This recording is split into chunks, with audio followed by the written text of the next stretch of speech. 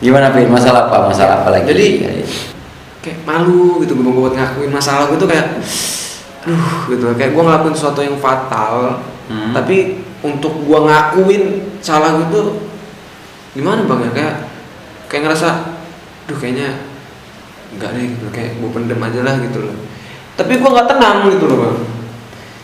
Jadi kasihan lu itu sebenarnya. Dia harus menderita di tubuh manusia itu. Ruh itu nggak nafsu, dia nggak punya nafsu. Cuma karena bergabung dengan jasad yang punya nafsu. Akhirnya menggerakkan untuk melakukan itu nafsu. Maka ketika seorang itu meninggal dunia, si ruh itu bahagia, alhamdulillah bebas.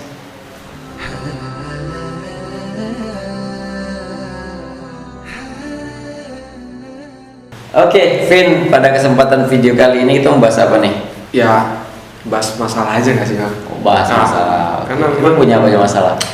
Ya dari terakhir kali kita buat video, Oke. Ya mulailah gue Itu memang semua bersumber dari masalah-masalah lu. Iya benar. Bukan berarti gue nggak punya masalah. Masalah gue lebih besar dari masalah lu. Makanya gue bisa punya pelajaran-pelajaran berharga. Makanya gue cerita ke lu gitu. Oke. Gimana Pin? Masalah apa? Masalah apa lagi? Jadi ada sih bang. Masalah ini kayak dalam bang. Tapi kayak malu gitu gue buat ngakuin masalah gue tuh kayak gitu kayak gue ngelakuin sesuatu yang fatal, tapi untuk gue ngakuin salah gue tuh gimana bang ya, kayak ngerasa kayaknya enggak deh gitu, kayak gue pendem aja lah gitu loh, tapi gue nggak tenang gitu loh bang. Ngerti gak sih?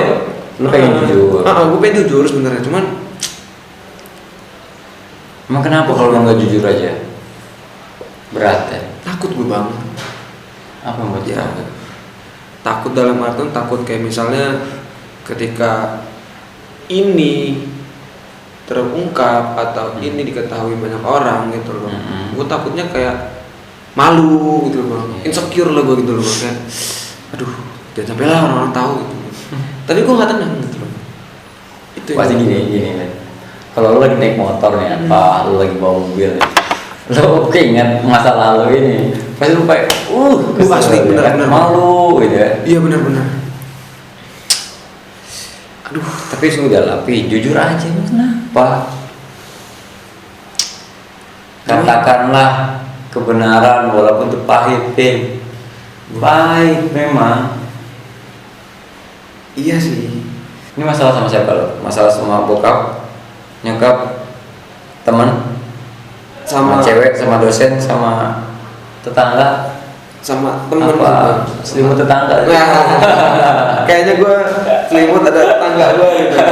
Enggak sih bang, sama temen sih bang. Oke, ngapa lu nikung temen lo? Dunia pertikaian keras memang. Tuh bahaya.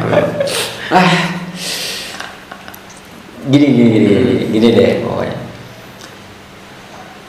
Gue punya satu cerita sebenarnya, dan ini menarik lah buat lo. Tadi kan lo pengen jujur, lo juga tadi ada permasalahan dengan seseorang yang lo pengen ungkapin, tapi lo takut nanti akan terjadi apa-apa. Itu kan rasa takut ya sebenarnya. Tapi harus diyakini bagi orang-orang yang beriman dan tidak mencampur adukan iman mereka dengan kezaliman, ulaika humul amn, maka Allah menjamin keamanan. Lo dapat polis dari Allah. Lo orang datang nawarin asuransi, lu daftar, lu percaya. Ini Allah nawarin asuransi sama lu, sama nggak percaya? Allah yang memberikan jaminan. Iya sih. Sama makhluk aja terkadang manusia itu percaya, sama Allah malah nggak percaya. Padahal Allah maha luar biasa. Maka Allah akan memberikan yang terbaik bagi orang-orang yang beriman dan tidak mencampur adukan iman mereka dengan kezaliman. Maka ada satu cerita, kalau di ayatnya, di ayat ini itu menceritakan sebenarnya tentang Nabi Ibrahim, gitu. Di mana Nabi Ibrahim menghancurkan berhala, kemudian dia melakukan satu strategi dan ditanya oleh kaumnya, kenapa engkau tidak takut kepada sesembahan kami, kepada raja kami, padahal kamu akan dihukum. Nah, tapi dengan keyakinan Nabi Ibrahim, dia yakin bahwa Allah lah yang menjamin keamanan itu. Dan ada satu kisah yang luar biasa. Lu kenal sama Imam Syafi'i? nggak asing. Nggak asing. Kalau kenal sih nggak, cuman gue tahu gitu loh. Oh, pernah ketemu nggak belum pernah. Beda zaman. Beda zaman. Oke, Imam Syafi'i itu punya vokal. Iya. Namanya Idris. Ya, ingat Idris. Jadi si Idris ini seorang pemuda yang luar biasa berbakti kepada Allah Subhanahu wa taala, dan suatu ketika dia sedang ada yang lapar. Lu pernah nggak kelaparan dan gak ada yang dimakan? Nggak pernah kan? Dan Idris dalam kondisi itu dia sangat kelaparan. Seorang pemuda ini, dia masih bujang saat itu. Kemudian mengalirlah sungai, dia sedang berjalan di pinggiran sungai, dilihat ada delima, maka diambillah delima itu. Ada juga yang mengatakan apel, ya antara apel sama delima lah ya, macam kedua itu. Kadang ngomongin tentang riwayat kan seperti itu. Nanti cek lagi lah mana yang paling benar antara apel dengan delima. Itu. Intinya mah buah nggak sih bang? Intinya buah. Buah ya. Buah itu hanyut, diambil dan dia makan. Setelah dia makan, ada yang berpendapat setelah habis dimakan, ada yang berpendapat setengah dimakan. Baru setengah dimakan, dia ingat makanan yang dia makan ini haram, bukan hak dia kan. Yeah.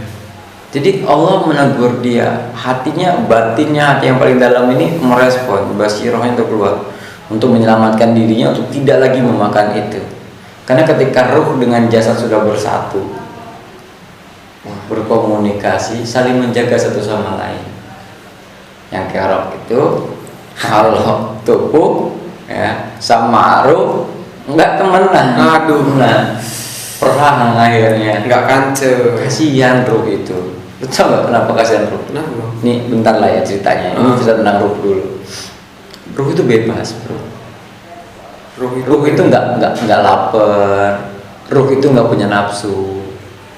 Tapi semenjak ruh itu dimasukkan ke dalam jasad, dia bisa lapar.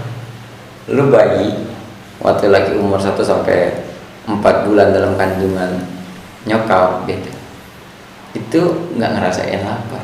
Tapi setelah ruh itu ditiupkan ke dalam jasad, kerasa lapar. Wah, merendang-rendang, jejak kata main bola, udah lapar gitu ya. Jadi kasihan ruh itu sebenarnya. Dia harus menderita di tubuh manusia itu. Ruh itu nggak nafsu, dia nggak punya nafsu. Cuma karena bergabung dengan jasad yang punya nafsu. Akhirnya menggerakkan untuk melakukan itu nafsu. Maka ketika seorang itu meninggal dunia, si ruh itu bahagia, alhamdulillah bebas. Jasad tetap di bumi itu bang, dikumpulkan lah ya. Tapi kan ruh itu punya alam sendiri, jadi kayak kita mati itu ya masuk ke alam barzah nantinya kan itu. Tapi dia bahagia. Kenapa bahagianya? Kalau dia lulus dari ujian. Karena ketika ruh ini digabungkan dengan jasad, nah ini ujiannya si ruh. Dia punya ujian. Dan itu cuma sebentar. Maka kun fid dunya ka'annaka gharibun aw abiri sabilin.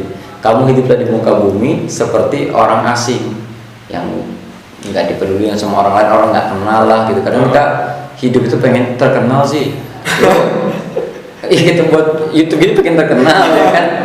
Ya udahlah, ya nonton sedikit juga ya nggak apa-apa lah. Nggak apa-apa lah ya. Iya. Konfidennya ke anak gharibun aw abiri sabil, atau seperti orang yang melakukan perjalanan. Gitu. Jadi orang melakukan perjalanan, dia singgah di bawah pohon. Selama di bawah pohon itulah dia di muka bumi sebenarnya. Ruh ini melakukan suatu perjalanan, dia masuk ke dalam jasad manusia. Inilah ujiannya, dia berada di bawah pohon. Bagaimana perjalanan yang panjang selanjutnya itu tergantung dengan bagaimana dia bisa memanfaatkan istirahat di bawah pohon ini. Maka ruh itu ujian masih panjang. Ini ujian ruh ini punya jasad ini ya. Apalagi punya jasad kayak gue nih. Wah, bagi gue maaf ya ruh. Kan? Nah maka kembali lagi ke Idris, dia kelaparan, akhirnya dia makan itu dan dia sadar ruhnya sudah kancet dengan tubuhnya untuk menjaga dirinya agar tidak memakan hal-hal yang haram, dan semoga kita juga bisa seperti itu. Amin. Kemudian akhirnya dia sadar dan dia mencoba untuk mencari tahu dari mana asalnya buah ini. kan dia hanyut pasti kan ada sumbernya, maka dia cari gitu. Sampai dia telusuri sungai itu, ternyata dia dapati kebun buah-buahan. Ya entah tadi apel atau entah itu delima, ya, dia tadi lah ya. kebun itu, terus dia dapati seorang penjaganya, terus dia minta izin, Pak punten, iya jangan. Tapi orang Arab, dia Arab ya. Tadi saya kelaparan, habis itu nemu buah, saya makan setengah, saya makan ini saya sadar kalau buah ini haram. Waduh. Maka sepertinya buah ini jatuh dari kebun Bapak. Maka saya di sini mau minta izin agar bagaimana buah ini menjadi halal, sehingga darah daging saya pun menjadi halal juga, tidak ada keharaman.